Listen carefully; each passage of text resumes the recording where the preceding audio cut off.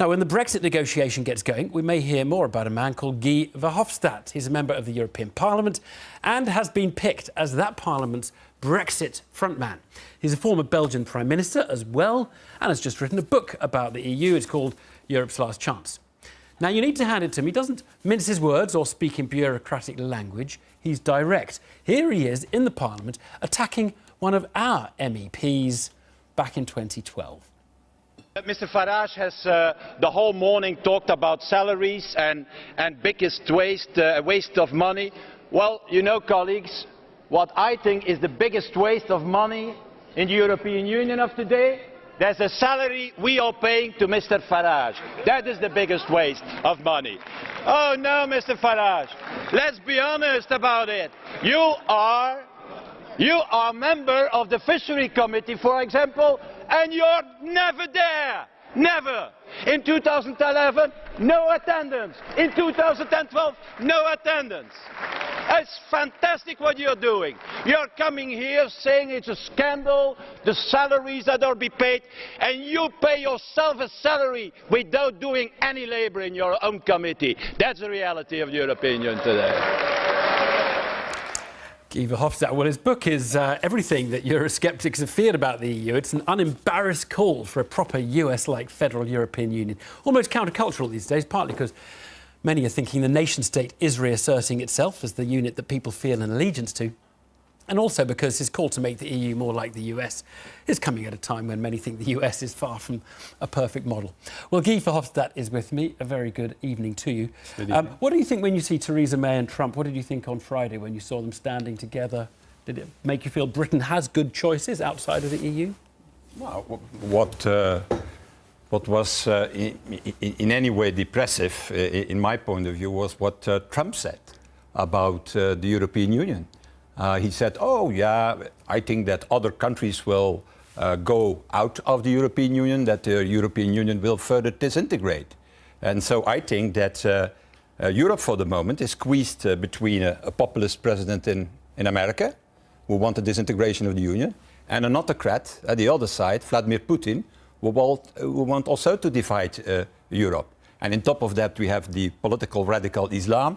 So I think that Europe, for the moment, has an existential. We live an existential moment for the European Union. But you mentioned three threats: the Islamists, the Putin, and Trump. You didn't mention the threat, which is that the public in Europe are voting all over the place for people who are, if not fascist, are flirting with it. I mean, in Austria, what, 46% for the candidate I agree with you. Nationalism, populism is on the rise. It's the threat inside Europe that you should be worrying about, not Trump or Putin. I think that we can face this, that we can find a solution for that by coming forward with a real vision. A vision for the future for the European Union. The reason why people are falling into the trap of nationalism and populism is because there are no political leaders in Europe for the moment showing the way forward, saying, look, if we want to really solve the problem of the migration crisis, the refugee flow, the economic fallout of the financial crisis, the geopolitical weakness of Europe, we need a more united Europe and not a divided Europe or a disintegrating Europe. Because, let's be honest, you say, yeah, nation and nationalism. How should nationalism solve the problems that we are facing today in Europe? Climate change, should it be solved by nationalism? No, or, for example, the migration flow by nationalism? Is that the way? This is a very basic issue. But when people That's the issue of the it's book. all in the book. When people in Germany say "we," do they mean Europeans or Germans? Or when people in Italy say "we," who they mean Italians? They don't mean Europeans. No. Certainly in the UK, it's probably only in Belgium where you come from. No, I don't think so. I receive for the moment tens and tens, it's now I think already thousands of mails from Britain, from British citizens who are telling me, I want to be an EU citizen. I don't want to break up the link with Europe, because Europe, that belongs to my civilization, my culture, my literature, my architecture. So it's true that people are feeling German or Italian or British, but also European. An identity, Mr. Davies, is not one identity. No, an identity are different layers, and every person has his own identity. Right. I don't give it to the politicians to discuss and to define what identity is. You're proposing in here defence unity, I mean banking unity, fiscal unity, political union. You're basically, it's the full works. That is what Eurosceptics said people were plotting and wanted inside the continent of Europe. That's, they said, why we should leave the whole project.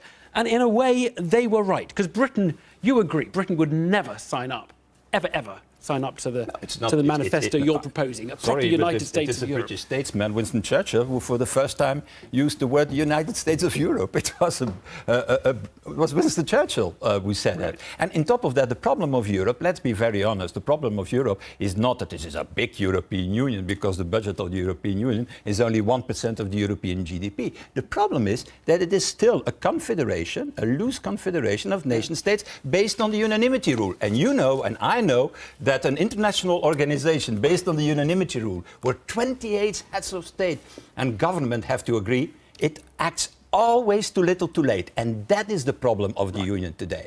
Not fit for purpose, not effective, always too little too late. And therefore we need to reform it. Yeah, and that is this book is the kind of the manifesto for that direction. Look, let's talk about Brexit, because you've got a Brexit job. You heard Theresa May's speech a couple of weeks back, in which she outlined her vision of what we're aiming for. Some said that was a kind of British wanting their cake and eating it. They wanted to be in and they wanted not to be in, but they wanted to be in all the good bits and not the bad. Was that your perception, or do you think you can work with I think it's a good summary, what you have. So you don't think you could work with what she was... What she mainly said was we go out of the European Union, out of the single market, out of the customs union, out of the European Court of Justice, and then, maybe we could have this European program that interests us, or that will not work naturally, because you cannot pick and choose. Why not? Because it is in your interest to let us cooperate with you. Why wouldn't you? No, my idea was a totally different one. I was against Brexit. I thought that even the best solution should be that Britain is still part of the single market, not only for us, but in the main interest of the British industry, British economy, and the British workers. Let's just take a very specific one, the customs union. She said, we'll leave the customs union, but we would like to have, for example, a particular deal for the car industry, so that supply chains can operate. Sorry. Now, will that work or not? No, I don't think that you can do that. That is what I call a pick and choose policy. That is saying, okay, we go out of every European cooperation, and then I take the very interesting parts for us, without taking also the obligations, without also the payments that are necessary for that. So I don't think that will work. We need a fair partnership. You cannot create a status for countries outside the European Union where it's even more favourable than for the countries who are member of the European Union. For everybody, everybody should do it. Sorry, but no taxpayer in Europe will accept such an outcome. Nevertheless, I think that a fair partnership is possible, and I think also that Europe has to be generous in a certain way towards not a specific country, but towards these individual citizens in the UK who want to retain their citizenship of the European Union. You'll let me get an EU passport and become I think not do a passport.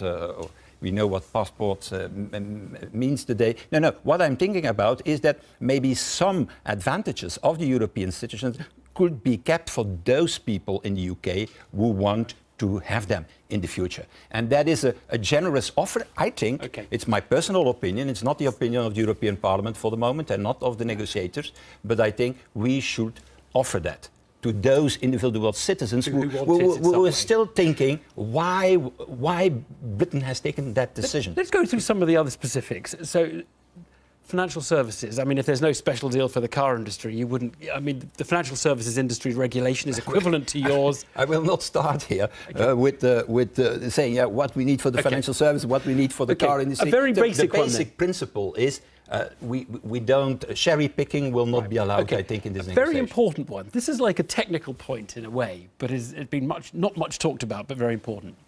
Can we negotiate a trade deal for Britain and the EU? Can we negotiate that with you while we're still talking about the divorce and the amount of money we have to pay and all of that kind of stuff? Or do we have to settle all the details of the divorce first and then talk about trade? Well, the treaty is very clear on this. You take Article 50 of the treaty, and it's indicating what needs to be done. And the treaty says two things. First of all, a withdrawal agreement needs to be agreed, and that in the light of the future relationship and partnership with the UK. So you need also to have already at that moment a broad idea of what will be the future relationship. That's exactly what the treaty says. Or informal talks can go on both tracks during the 2 years. Yeah, but you cannot really conclude on even a framework of the future relationship if, first of all, you have not the withdrawal agreement. There, the treaty, Article 50, is very clear. And for the moment, let's be honest, we are not in that stage. We are waiting, in fact, for the triggering of Article 50 by the end of March, and then only, I think, by the end of May, beginning of June, we can start the negotiations. But people have been saying, from the European side, Britain has to pay 60 billion euros for payments to pensions of existing staff or commitments that have been made while Britain's a member. Is that serious? Is that well, serious? the only thing what I know is that the outstanding commitments now and the future outstanding commitments before Britain will leave the European Union in total will be around 600 billion of euro. That's the reality, and that you can find in the accounts of the European Union. We're going to have a lot to talk about. Guy Verhofstadt, thanks very much indeed.